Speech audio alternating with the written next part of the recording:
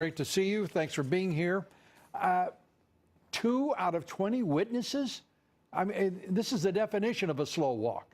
That's right, Lou. And let's remember, there is no special counsel appointed to evaluate the collusion between the Hillary Clinton campaign, the Democratic National Committee, and Russia. So the only people currently charged with investigating that foreign influence in our 2016 election is the task force assembled between the Judiciary Committee and the Oversight Committee. Unfortunately, as you said, that task force has only interviewed 2 witnesses in 2.5 months. So at this pace, we'll never get to the truth. We'll never find out. Meanwhile, we've got an attorney general who refuses to appoint a second special counsel to look into the extent to which the Clinton Foundation functioned as a bribe-taking organization so that the State Department would be influenced for the benefit of Russians. So we've got to pick up the pace, Lou. The American people are demanding it. You know, pick up the pace. We're talking about a special counsel.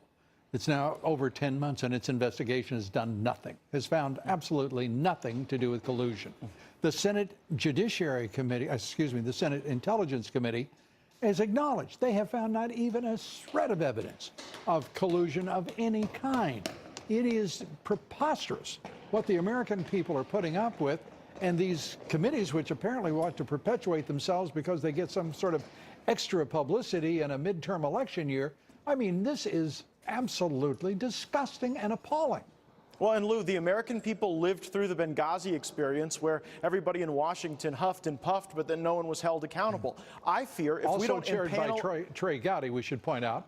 Well, I think that we are at risk of never having the Clintons held accountable if we don't have a grand jury impaneled to charge them with the crimes that have been committed. I believe that the entire Russia collusion narrative was made up with the help of the mainstream media for 2 reasons. One, to distract President Trump from the important work that we've got to do to save this country from the last 8 years. And second, to cover up the fact that the Clinton campaign, the Clinton Foundation, all had interactions with Russian individuals who wanted outcomes from the State Department, and they then went and paid the Clinton Foundations and got the outcomes they wanted from the State Department, particularly as it related to the Uranium One matter. So this whole matter is being unraveled before our very eyes. The problem is, if we don't pick up the pace as the Congress, and if we don't have Jeff Sessions appoint a second special counsel, it'll be just like Benghazi. No one will go to jail, and the American people will not trust us, and we will have earned that lack of trust. Well, let's be, fulsome in our review here.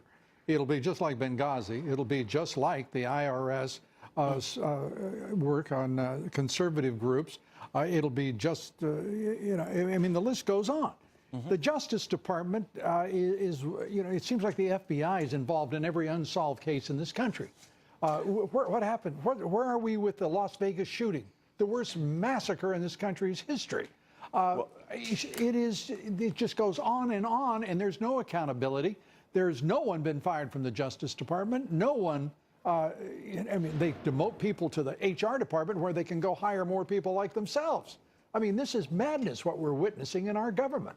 Yeah, I mean, think of the logic of that, what you just said. After Peter Strzok was having an affair with a coworker, he got moved to HR. That would be like putting me in charge of the Capital Nutrition Program, for goodness sakes. I mean, it is a total lack of accountability and oversight. But we have in our Constitution the obligation as a Congress to provide that oversight. You know, it doesn't matter if it's a Republican or Democrat administration. We have to exercise our oversight responsibilities. And so we need to interview Pete Strzok. We need to interview Lisa Page. The 2 people we interviewed, by the way, Lou, they are no longer, they announced that they were leaving the federal government very soon after they gave their interviews. So the batting average is pretty high, but the pace is very slow, and that's why I think we've got to get in gear, do our job, earn our paycheck, and let's start interviewing witnesses and getting the truth before a special counsel and a grand jury that can bring charges for the crimes of the Clinton Foundation and the prior administration. There seems to be only one conclusion in all of this, Congressman. Speaker Ryan doesn't want answers. He doesn't want to get to the truth,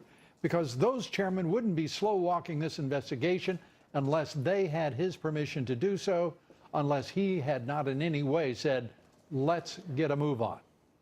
Well, you and I may disagree somewhat on Speaker Ryan. I know that when the FBI and Department of Justice were trying to give us none of the text messages, when they were trying to totally ignore the requests of Congress, Paul Ryan stood with us and he demanded the production of that evidence. And so I'm grateful for that. But of course, we could use the Speaker's help in speeding along the investigation, getting answers, and then restoring a sense that the rule of law matters in the United States of America, because too many Americans have lost trust and confidence as a result of the politicization of the highest levels of our government.